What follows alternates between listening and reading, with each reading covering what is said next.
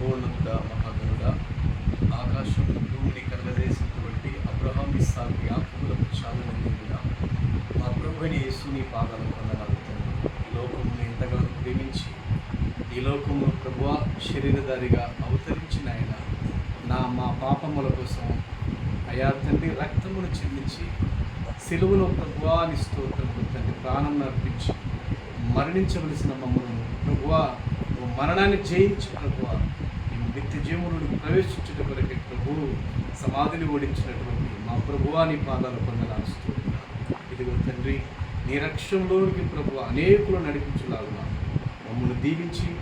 ఆశీర్వదించి బలమైన నీ సాధనములుగా నీ రాకడకు అనేకులను సిద్ధపరచడం